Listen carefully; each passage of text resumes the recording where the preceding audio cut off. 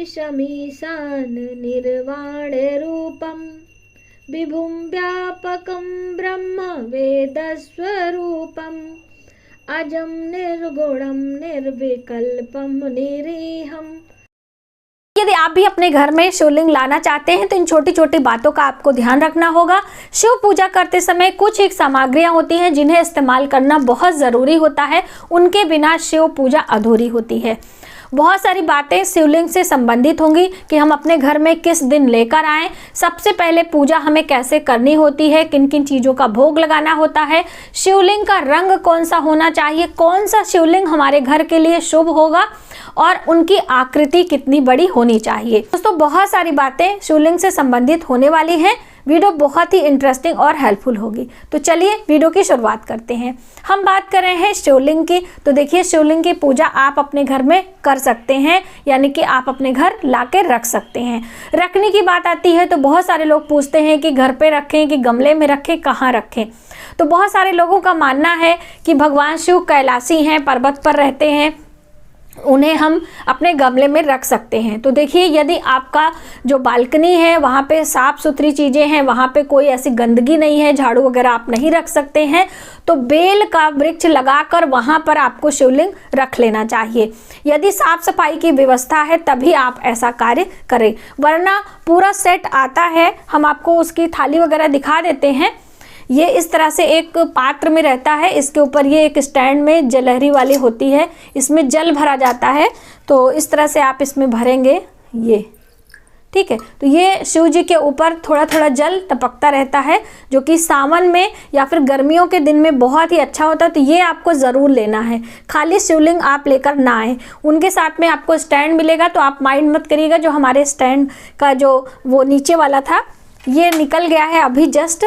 ये तो हमने इसको कच्चे आलू पे लगा के आपको दिखाया है, तो आप इसे समझ लीजिएगा। यानी कि त्रिशूल भी आपको लेना होता है और साथ में नंदी देवता होते हैं और शिवलिंग रहता है।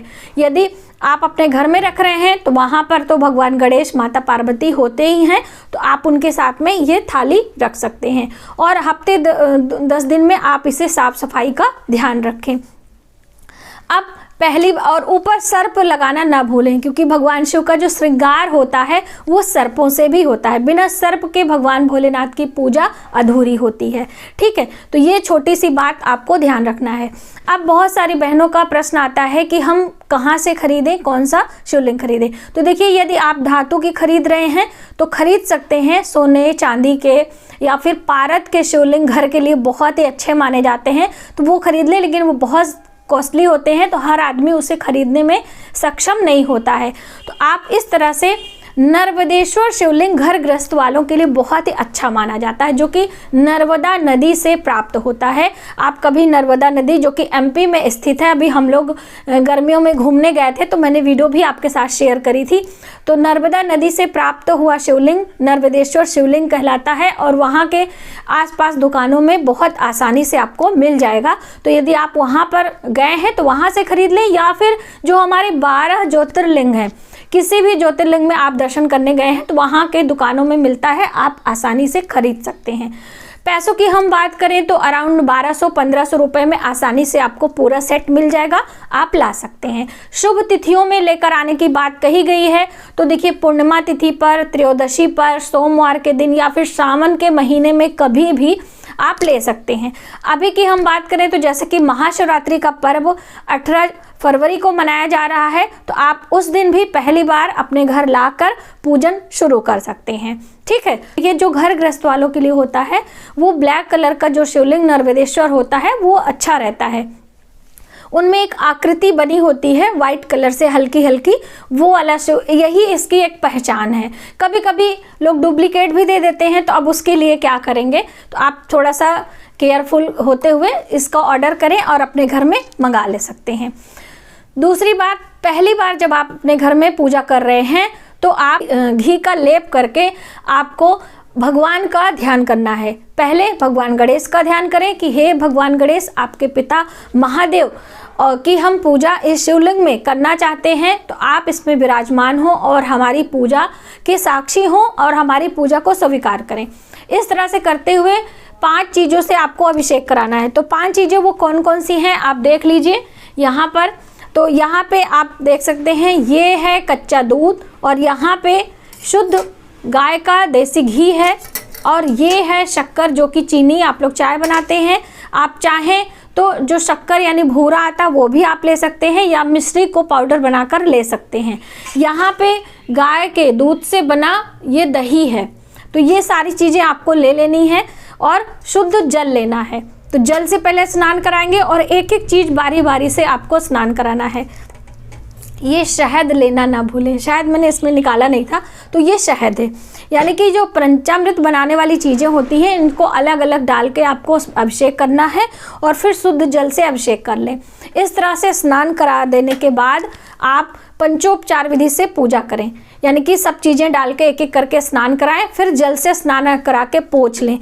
फिर आपको जनेऊ पहना देना है और भगवान का श्रृंगार करना है। तो देखिए श्रृंगार में आपको बात कही कि चंदन की बात मैंने बताई थी। तो बहुत सारी बहनों ने पूछा था कि हम कौन सा चंदन इस्तेमाल करें। तो देखिए ये जो लकड़ी का चंदन होता है ये है लाल चंदन और ये है सफ़ेद चंदन। इसी चंदन को, ये जो पत्थर है इस पे हम आपको घिस के भी दिखा देते हैं। इस तरह से आप घिसेंगे तो एक लेप तैयार होगा और इसी लेप को आप भगवान शिवलिंग पर चंदन के रूप में लगा सकते हैं। अब चाहे लाल चंदन या सफ़ेद कोई भी चंदन इस्तेमाल कर सकते हैं। अब मान लीजिए ये सारी चीज़ें आपके पास नहीं हैं तो ऐसे में आपको अष्टगंध तिलक अपने घर में रखना चाहिए। इसमें बहुत सारी ऐसी चीज़ें मिली होती हैं जो कि भगवान शिव को बहुत प्रिय हैं, तो आप अष्टगंध का तिलक भी लगा सकते हैं। तो ये हो गई तिलक की बातें।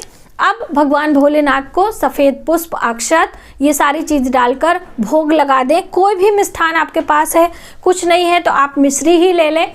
इस तरह से लगाकर आप धूप दीप दिखाकर पूजा शुरू कर सकते हैं। पूजा कैसे करना है, अभिषेक कैसे करना है, वो सारी विधियां मैंने रुद्राभिषेक में करके दिखाई हैं, तो उस तरह से भी आप कर सकते हो। रुद्राभिषेक की हम बात करें तो जो ये हमारे पास है ना, इसको आप निकाल दीजिए।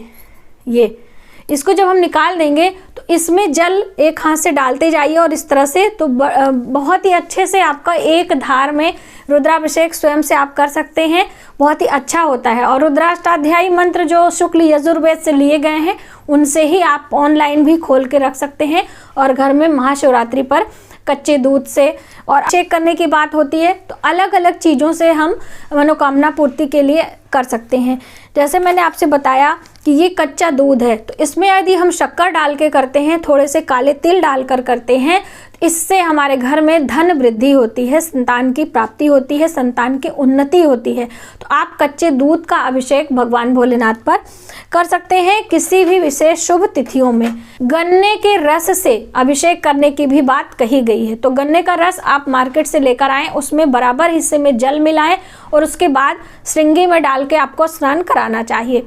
अब देखिए, अगर आप ये सब कुछ भी नहीं कर सकते हैं तो शुद्ध गंगा जल ले लें, उससे ही आपको स्नान अभिषेक आदि कराना चाहिए। वो भी हमारे लिए बहुत ही शुभ होता है। अनार के रस से भी अभिषेक कराने की बात कही गई है। इस तरह से अलग अलग मनोकामना पूर्ति के लिए अलग अलग चीज़ों से यदि हम भगवान भोलेनाथ का अभिषेक करते हैं शुभ तिथियों में तो हमारी मनोकामनाएं जल्द पूर्ण होती हैं।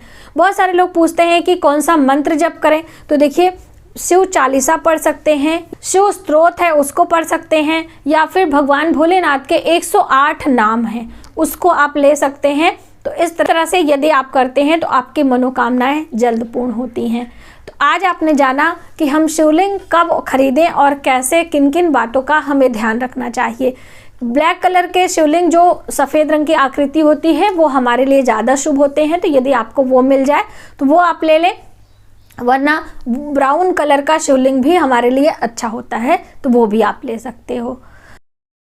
साकार ओंकार मूलम तुरीयम गिरा ज्ञान गोतीतमीशं गिरीशं करालं महाकाल कालं कृपालुं गुणागार संसार पारं नतोऽहम् तुषारादिशङ्काश गौरं गमीरं मनोभूतिकोटिप्रभासी शरीरम् अस्फुरल्मौलिकल्लोललीचारुगङ्गा